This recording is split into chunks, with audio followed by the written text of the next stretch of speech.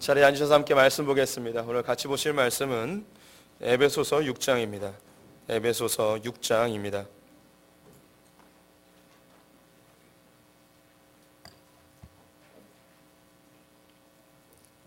에베소서 6장 1절부터 4절의 말씀을 한 절씩 교독하시겠습니다. 신약성경 316쪽입니다. 에베소서 6장 1절에서 4절. 조명 좀만 내려주시죠. 한 절씩 교독합니다.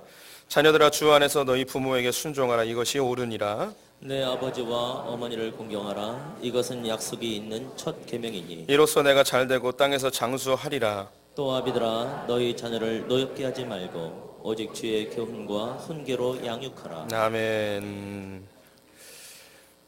오늘도 주님의 보좌 앞으로 나오신 성도님들에게 하나님의 은혜와 평강이 함께 하시기를 축원드립니다. 옆 사람에게 반갑게 인사하겠습니다. 당신의 계절이 왔습니다.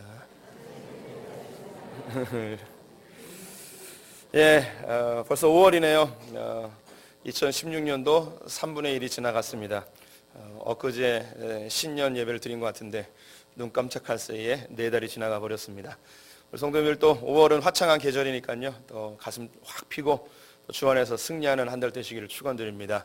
오늘은 어린이 주일입니다. 우리 믿음의 선배들이 우리 안에 어린아이 같은 신앙을 소유하길 바라는 마음과 또 특별히 산업혁명 이후에 어린아이들이 물건처럼 인격적으로 존중받지 못하던 세대에 어린아이를 존중히 여기고 보호하기 위한 개념들, 또한 바른 자녀 교육을 위하여서 만들어진 날이 바로 오늘 어린이 주일이죠. 그래서 오늘은 우리 성도님들과 함께 자녀 교육에 대한 이야기를 함께 나눠보도록 하겠습니다. 우리 가운데 자녀 교육에 직접적으로 현재 연관이 없는 분들도 있겠지만 결혼을 아직 안 하신 분들은 훗날에 내가 어떻게 자녀를 키울 것인가 기준을 잡는 시간이 되었으면 좋겠고요. 또 자녀를 다 키우신 분들께서는 우리의 주일학교 아이들과 또 우리 손자 손녀에 대한 또 축복의 다짐의 시간이 되었으면 좋겠습니다. 우리 성도님들 어떠세요? 자녀 교육하시기 좀 힘들지 않으십니까? 저도 아들 3명을 키우고 있는데 참 쉽지 않습니다. 누구나 모든 부모들은 다 잘 키우고 싶은 마음이 있습니다. 더불어서 나보다 더 잘 되길 바라는 마음을 갖고 있죠. 하지만 안타까운 것은 자녀 교육이 내 마음대로 안 되어진다는 것입니다. 요즘 자녀 교육을 성공적으로 이끄는 3가지 요소를 이야기하더라고요. 첫 번째는 어머니의 정보력이 필요하고요. 두 번째는 할아버지의 재력이 필요하고요. 그리고 세 번째는 아버지의 무관심이 필요하다고 합니다.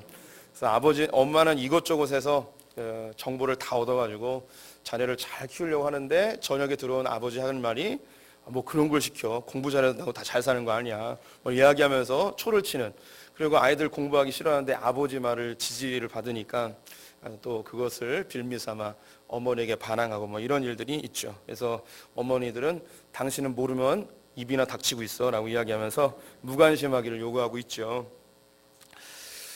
우리 성도님들, 제가 질문 하나 해보겠습니다. 다음 중 어떤 사람이 공부를 잘할까요? 1번 정리정돈을 잘하는 어린이, 2번 산만한 어린이. 누가 더 공부를 잘할까요? 우리 거수를 한번 해보겠습니다. 정리정돈 잘하는 아이가 공부를 잘할 것 같다. 감사합니다. 산만한 아이가 공부를 잘할 것 같다. 예, 감사합니다. 제가 책을 한 권 소개해드리겠습니다. 보여주시죠? 한번 눌러주세요.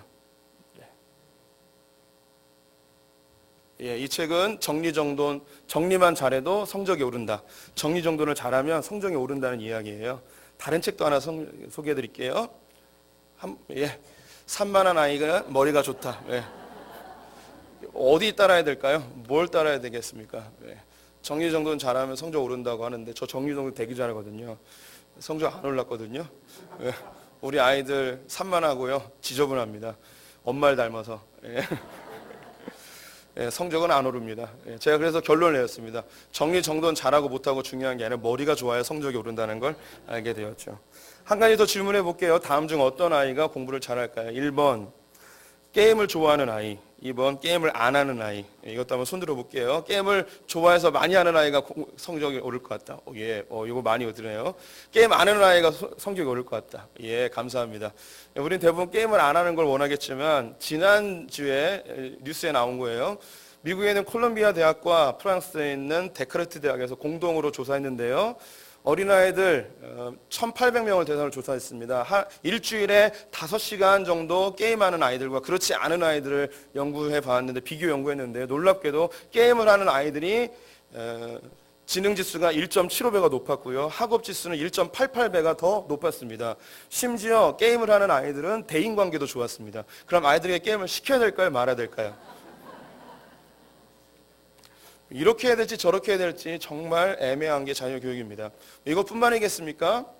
우리 아이들 영어 학원은 언제부터 보내면 좋을까요? 어떤 사람들이 이렇게 이야기합니다. 언어를 습득하는 그 과정 속에서 모든 언어들에 최대한 많이 노출시켜서 자연스럽게 언어를 배우도록, 영어를 배우도록 합니다. 또 어떤 사람이 이렇게 이야기해요.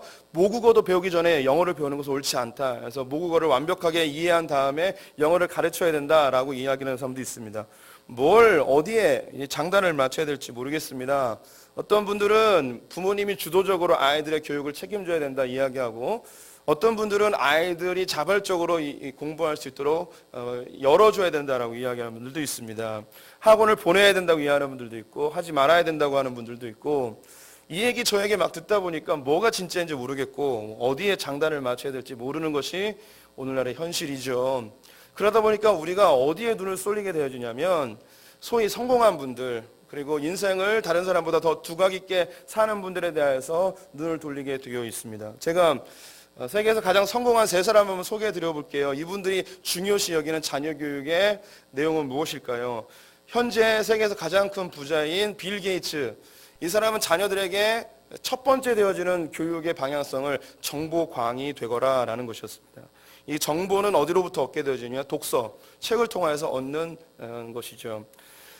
빌 게이츠는 부유한 가정에서 태어났습니다. 아버지는 성공한 변호사였고요. 어머니는 은행가의 딸이었습니다.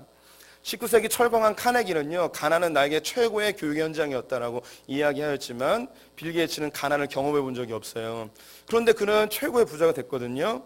그가 스스로 이야기하기를, 내가 이렇게 성공할 수 있었던 이유는 부모님과 끊임없는 대화를 했기 때문이랍니다. 다양한 주제로 종교, 법, 문화, 예술, 미술 다양한 것들로 많은 대화를 나누었대요. 저녁마다 대화를 했답니다. 근데 이 빌 게이츠가 어릴 때부터 얻어낸 정보는 어디로부터인가? 이 독서로부터라고 합니다. 자기 집에 14,000권의 장서를 보관해 있고 자기 자녀들에게 독서를 통하여 많은 정보를 얻어라라고 이야기를 하고 있습니다. 이 말 맞습니다. 우리 말 못하는 분들 있으시죠? 나는 대화를 잘 못해라고 하는 분들이 있는데요. 이분들은 책을 100권만 읽어보십시오. 그럼 말이 저절로 나옵니다. 왜냐하면 아는 게 있으면 말을 하게 되어 있어요. 제가 말을 잘하잖아요. 예전에 잘 못했어요. 왜냐하면 많이 넣다 보니까 많이 싸게 되더라고요. 저는 이게 말을 배설이라고 표현을 잘하는데요. 많이 먹으면 배설하게 되어 있어요. 그러니까 우리 성도님들 말 잘하고 싶으시면 많이 정보를 얻으면 됩니다. 이 말이 맞습니다. 그런데요, 또 이렇게 이야기하는 분들도 있어요. 어린 시절에 너무 많은 책을 읽히면 아이들이 책에 대해서 질려버린대요. 그래서 중학교 진학 이후에 책을 아예 안 읽어버리는 경우가 많이 발생합니다. 실제로. 그래서 초등학교 시절에 아이들에게 책을 읽히지 말고 그냥 놀리라라고 이야기하는 학자들도 많이 있습니다. 어디가 맞는 거지? 이것도 역시 알 수가 없어요. 우리 성도님 중에서도 책 많이 읽은 분들이 있는데 우리가 다 책을 많이 읽었다고 해서 빌 게이츠가 되는 건 아니더라고요. 또 한번 소개해 볼게요. 빌 게이츠 다음으로 부자인 워런 버핏이라는 사람이 있습니다. 이분이 강조하는 자녀 교육의 핵심은 독립심을 키워라 이었습니다. 아이들 독립적으로 키워야 된다는 것이죠. 의존하지 않게끔 스스로 개척하여 뚫고 일어날 수 있는 능력을 키워줘야 한다는 것입니다. 이 빌 게이츠는요, 자선 기부에 아주 유명한 사람인데요. 2006년도에 자기가 갖고 있던 재산의 85%를 기부했습니다. 이 85%가 얼만큼의 금액이었냐면 41조 원이었습니다. 우리나라 1년 예산보다 훨씬 더 많은 금액을 기부를 해버렸어요.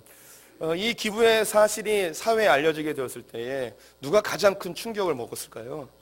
자녀들이겠죠. 다 나에게 돈이 돌아와야 되는데 이걸 다 남줘버린 거예요. 그래서 미국의 방송국 ABC에서 이 자녀들을 초대해서 이 토크쇼를 진행을 했습니다. 그때 물어봤어요. 진행자가. 아버지가 이렇게 큰 돈을 사회에 기부했는데 화나지 않냐고. 근데 그 딸이 하는 이야기가 뭐였냐면, 자기가 감당할 수 없는 엄청난 재산을 물려받게 되어지면 그것처럼 어리석은 일이 없다라고 이야기하면서 아버지의 결정을 지지한다고 이야기했습니다. 이 딸이 그렇게 이야기했던 이유는 뭐냐면, 아버지로부터 끊임없이 독립적으로 살아야 된다. 누구에 의존하지 말고 독립심을 가져라라고 교육을 받았기 때문이라고 합니다. 우리 성도님들은 워렌 버핏이 아니지만 줄 돈이 없어서 그냥 독립적으로 키우죠. 애들을 알아서 키워야 되는 거예요. 예. 그러면 그렇게 독립적으로 놔두면 이 워렌 버핏처럼 세계적인 부자가 되냐 말이에요. 이것도 뭐 이렇게 꼭 맞는 것 같지는 않아요. 예. 지금은 돌아가셨지만 역사상 가장 큰 부자 록펠러를 소개해 보도록 하겠습니다.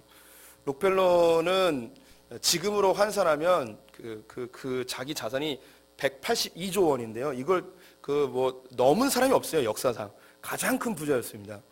근데 이 록펠러가 자녀 교육에 있어서 가장 우선순위를 뒀던 게 뭐냐면 짠돌이가 되라였다고 합니다. 근검절약하라는 것이었어요.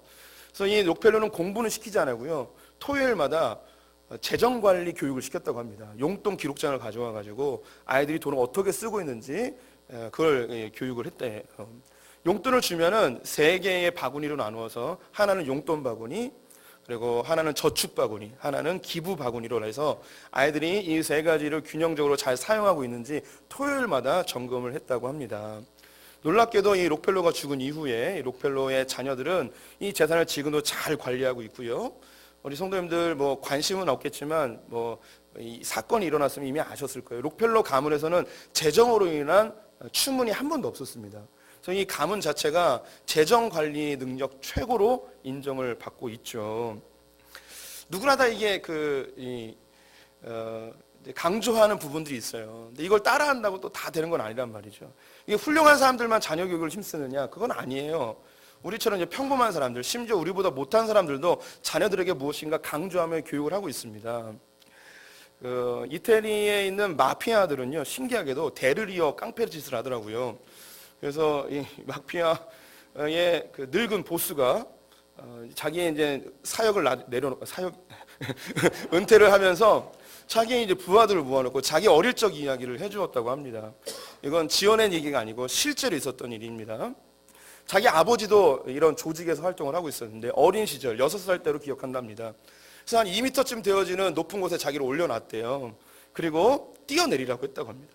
아버지가 팔을 벌리고 이게 안아주는 그런 놀이들 종종 하죠. 아이들 높은 곳에서 뛰어내리고 아버지는 그를 안고 뭐 이런 일들을 하죠. 아이가 2m쯤 되어지는 곳에서 밑을 보니까 너무 무서워서 머뭇머뭇 거리는 거예요. 아버지가 내리라고, 뛰어내리라고. 그래서 뛰어내렸대요. 뛰어내렸는데 갑자기 아버지가 확 피해버린 거예요. 그 아이가 땅바닥 확 떨어져가지고 머리를 쳐박아서 코피를 질질 흘린 거예요. 그래서 아버지가 아이를 보면서 아주 진중한 표정을 지으며 뭐라고 이야기했냐면 네 부모일지라도 믿지 마라. 예. 이 이야기를 한 거예요. 그래서 이 늙은 보스가 자기의 사역을 마치고 일을 은퇴하면서 자기 부하들에게 동일한 얘기를 해준 거예요.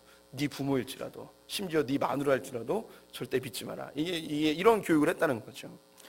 사람들은요 다 각자가 자기가 소중하게 생각하고 자기의 경험에서 발동되어진 어떤 중요한 가치를 교육을 시킵니다. 근데 우리 아직 다 살아보지 않았고 살 날이 많기 때문에 내 스스로 정한 것보다는 누군가가 정해준 것이 옳은 줄 알고 따라가게 되어지죠. 그래서 이것 따라가다 저것 따라가다 무엇이 진짜인지 모르고 갈팡질팡할 때가 많이 있습니다. 지금은 이것이 맞는 것 같은데 시간이 지나면 그게 틀렸다고 이야기하고 지금 틀렸다고 생각한 것이 나중에는 이것이 맞다고 이야기하는 어떻게 장단을 맞춰야 될지 모르는 시대에 살고 있죠. 그런 우리들에게 주님 우리에게 뭐라고 이야기하시는가 살펴볼 필요가 있습니다.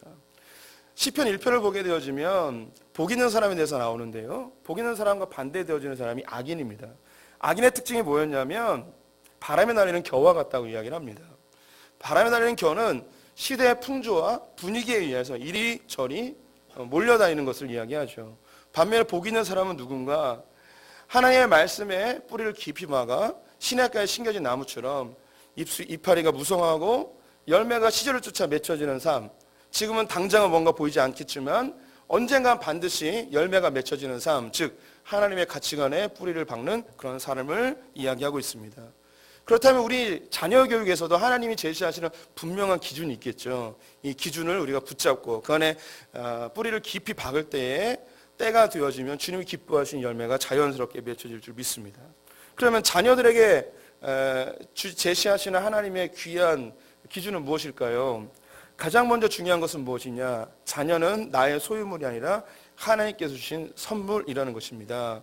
시편 127편 말씀 함께 읽어보도록 하겠습니다. 함께 읽습니다. 보라, 자식들은 여호와의 기업이요 태의 열매는 그의 상급이로다. 성경은 자식을 하나님께서 주신 기업이라고 이야기합니다. 그 소유자에 대하여서 여호와라고 표현을 하고 있죠. 그리고 하나님께서 주시는 상급, 보상, 상이라고 이야기를 하고 있네요. 이 기업이라는 뜻은요, 유산이라는 뜻이거든요. 이스라엘 백성들은 가나안 땅을 하나님께로부터 받았고 자기의 소유물이 아니기 때문에 잘 관리해야 합니다. 이것을 자기의 후손들에게 물려줘야 되고 이걸 팔거나 버려서는 안 됩니다. 지금 아버지께로 내가 받았다고 해서 그것이 내 것이 아니고 나는 관리자이고 또 다른 나의 후손들에게 물려주어야 할 그것이 바로 기업입니다. 자녀에 대해서 주님이 이런 단어를 쓰고 있는 거예요. 너의 것이 아니라는 거죠. 하나님께서 주신 거란 거예요. 하나님께서 나에게 왜 맡기셨는가? 잘 관리하여서 하나님이 기뻐하시는 그런 백성으로 이 땅에서 살 수 있도록, 성장될 수 있도록 잘 관리하는 청지기적 사명을 우리에게 맡기신 것입니다. 우리 성도님들, 자녀는 우리의 것이 아닙니다. 하나님의 것인 줄 믿습니다. 우리 기독교인들은요, 이런 이야기를 많이 들었기 때문에 자녀들에 대해서 이런 관점을 많이 갖고 있어요. 반면에 세상 사람들은요, 자녀를 자기가 맡겨진 선물이라고 자기는 청직이라는 생각을 거의 갖지 않습니다. 그래서 자녀를 망치는 가장 큰 요소는 뭐냐? 제 개인적으로 생각할 때 부모님들의 욕심이 아닐까 싶습니다. 그래서 하나님께서는 그 한 생명을 이 땅에 보내실 때에 목적과 계획을 가지고 보내셨는데 부모님들이 원하는 그 대부분의 원하는 것들은 이 세상에서 인정받는 것, 그리고 부모님들이 이루지 못한 이 대리만족을 위하여 자녀를 만들려고 할 때가 많이 있죠. 그래서 우리 성도님들, 자녀는 하나님의 소유물, 우리는 청지기임을 반드시 기억해 주셨으면 좋겠습니다. 그럼 이 청지기인 우리가 자녀들을 어떻게 양육해야 할까요? 주님은요, 우리에게 세세한 걸 다 이야기하지 않으세요. 대신에 하나님께서는 큰 울타리를 주시고 그 안에서 자유롭게 하도록 명령하십니다. 이것이 하나님께서 제시하시는 방법인데요. 오늘 본문을 보면 두 가지의 내용이 담겨져 있습니다. 첫 번째는요, 자녀를 노엽게 하지 말라는 것입니다. 성경으로 한번 확인해 볼까요? 에베소서 6장 4절 말씀 같이 읽어보겠습니다. 또 아비들아, 자녀를 노엽게 하지 말고 오직 주의 교훈과 훈계로 양육하라. 노엽게 한다는 것은 화나게 하지 말라는 것이죠. 다른 언어로 인격적으로 대우해 주라는 이야기입니다. 하나님께서요, 우리 사람들에게 사랑받고 싶은 마음도 주셨지만 사랑하고 싶은 마음도 주셨습니다. 그래서 사랑받고 사랑하고 이것이 잘 활동을 할 때 사람은 살 소망이 생기고 만족감도 얻게 되고 기쁨도 얻게 되어집니다. 이 구절 바로 위에 무슨 말이 있냐면 자녀들아, 내 부모를 공경해라. 그러면 이 땅에서 잘 되고 장수할 것이다. 이것이 약속 있는 첫 계명이다 라고 이야기합니다. 그런데 안타깝게도 자녀들이 이 땅에서 잘 되고 멋지게 살 수 있는 방편으로 자기 부모를 공경하는 이걸 계명을 주셨는데 부모들이 자녀들로 하여금 공경하고 싶은 마음이 사라지게끔 만드는 때가 있어요. 그게 뭐냐면 자녀들을 화나게 하는 거예요. 때로는 자녀들과 분리되어지는 거죠. 자녀들이 부모님을 공경할 수 있는 기회 자체를 주지 않는 거예요. 그러면 이 부모들을 공경할 수 없잖아요. 그럼 복을 못 받잖아요. 부모님들이 자녀들의 마음에 상처를 주고 분노하게 하면 그 마음 속에 사랑하고 싶은 마음이 있는데 사랑할 마음이 사라져버리는 거예요. 공경하고 싶은 마음이 자연스럽게 드는데 공경을 안 해버리는 거죠. 모든 사람은요, 자기 부모님을 사랑하고 싶어 합니다. 그리고 부모님으로부터 사랑받고 싶어 하죠. 저는 그 아버지와의 관계가 좋진 않았습니다. 훗날에 이제 주님을 인격적으로 만난 이후에 회복이 되었지만 청소년기에 특별히 아버지와의 관계가 안 좋았습니다. 아버지가 너무너무 싫었습니다. 그럼에도 불구하고 아버지를 사랑하고 싶었습니다. 아버지를 인정해드려서 아버지가 바뀌길 바랐고 내가 사랑하면 아버지가 나를 사랑해 줄 것이라 그런 생각도 갖고 있었습니다. 그때 뭐 돈이 그렇게 많은 때는 아니었는데요. 중학교 2학년 때라고 기억이 되는데 선물을 사드렸는데 뭘 사드렸냐면 세라믹 펜이라는 걸 사드렸습니다. 뭐 기억나는 분도 있을지 모르겠는데 옛날엔 모나미 153 볼펜을 주로 썼는데 세라믹 볼펜이 게 처음 나왔어요. 그 앞에 그 철이 아닌 세라믹으로 된 도자기로 된 구슬이 달려서 더 이제 부드럽게 써지는 뭐 그런 거였습니다. 그 볼펜 똥도 안 나오고 뭐 이런 거였는데 이걸 사서 드렸을 때 500원을 거금 500원을 들여서 사드렸단 말이에요. 근데 아버지가 뭐 별로 고마워하지도 않고 기뻐하지도 않고 뭐 이런 걸 왜 사왔어라는 그런 표정으로 그냥 그걸 책상 속에 집어넣으셨어요. 그래서 궁금하죠. 아버지가 그걸 잘 쓰시는지. 저는 기대했죠. 아버지에게 이 양복 같은 데 딱 꽂으시고 이거 우리 아들이 사준 거야 하면서 이렇게 자랑하길 바라셨는데 그냥 책상 속에만 있는 거예요. 안 쓰시는 거예요. 한 1년쯤 지났는데 그래도 안 쓰시는 거예요. 제가 하다가 썼어요. 그래가지고 제 마음속에 무슨 마음이 들었냐면 날 무시하시나? 내가 싫으신가? 내가 이런 그 500원짜리 선물은 뭐 하찮게 여기시나? 뭐 이런 생각들을 계속 이렇게 하게 되었습니다. 그럼 뭐 아버지한테 뭐 해주고 싶은 마음도 없고 이런 생각이 드는 거예요. 우리 성도님들 자녀들이 아주 허접한 선물 사오더라도 이런 걸 사왔어? 너무 기쁘다. 막 이렇게 표현해 주시면 감사하겠습니다. 우리 저기 맨 뒤에 있는 분 에어컨을 좀 눌러주시면 감사하겠습니다. 네, 예, 감사합니다. 예, 이놈의 집구석은 언제나 이렇게 시원해지려나. 야, 우리 성도님들 기도 좀 하십시오. 이게 공조 시설도 잘 되고 이게 뻥 뚫어서 막 시원하게 예배도 드리고 막 이런 날을 속히 오길 바랍니다. 더우신 분들 잠깐 참으시고 추우신 분들은 옷을 더 껴입으시기 바라면서 부모들이 자녀들을 노엽게 할 때가 많이 있죠. 그럼 대표적으로 어떻게 노엽게 하는가? 주로 말로써 많이 노엽게 하는데요. 조사를 해봤습니다. 아이들이 가장 듣기 싫어하는 말, 가장 짜증나는 말 뭔지 한번 살펴보겠습니다. 뭐 잘 보이실지 모르겠는데요. 짜증나는 말 첫 번째, 시키는 대로 해. 네, 두 번째, 쟤 좀 보고 배워라. 네, 그리고 세 번째, 넌 도대체 누굴 닮아서 이러냐? 네 번째, 말도 안 되는 소리 하지 마라. 다섯 번째, 야, 좀 이상한 것 같지 않냐? 그리고 기분 좋은 말, 어떻게 이런 생각을 했니? 재밌구나. 속으로 열받죠. 남과는 다른 거야. 미친 거죠. 와, 대단한데 열받는 거죠. 참 똑똑하구나. 짜증나는 거죠. 내 의견을 말해보렴. 죽여버리고 싶다는 거죠. 우리 기분 좋은 말 우리는 전혀 안 합니다. 우리는 앞에 있는 말, 여기보다 더한 말들을 많이 하죠. 근데 아이들이 이 부모님의 말 때문에 부모님을 사랑하고 싶은 마음이 싹 갇혀버릴 때가 많이 있다고 합니다. 이런 거 배워서 되는 건 아니고요. 대부분 부모님으로부터 우리가 교육받았기 때문에 그대로 되어집니다. 안타깝긴 하지만 우리의 현실이기도 하고요. 조금씩 좀 개선해 나갈 필요는 있습니다. 그렇다고 아이들을 무조건 받아주느냐? 이 세상 인본주의 교육은요, 아이들에 대해서 무조건 받아줄 것에 대해서 이야기를 합니다. 아이들 기죽이면 안 된다는 거죠. 한쪽으로 치우쳐 버렸습니다. 그래서 한국 사회에 한때는 아이들을 너무 억압적으로 키웠는데 또 자유로운 분위기 속에서 아이들을 너무 풀어주다 보니까 아이들에게 경계선이 없어져 버렸습니다. 오늘 주어진 말씀 4절 후반부를 제가 다시 한번 읽어보겠습니다. 또 아비들아 너희 자녀를 노엽게 하지 말고 오직 주의 교훈과 훈계로 양육하라 라고 되어 있습니다. 하나님은요 정확한 울타리를 주세요. 그리고 그 안에서 자유롭게 생활하도록 하고 있죠. 자녀를 양육할 때 주님의 말씀으로 성경적 가치관으로 정확한 기준을 마련해주고 그래서 마음껏 활동하고 자유롭게 살 수 있도록 우리가 마련해 줄 필요가 있습니다. 그것이 하나님의 성품이고 또 우리가 그것을 배워서 실천해야 될 것이죠. 우리 부모님들은 커다란 울타리는 제공해 주지 않고 우리를 조목조목 조져버렸지만 우리는 그래도 큰 울타리를 주고 하나님 닮아서 그 안에서 자유롭게 행동하도록 해야 되는 거죠.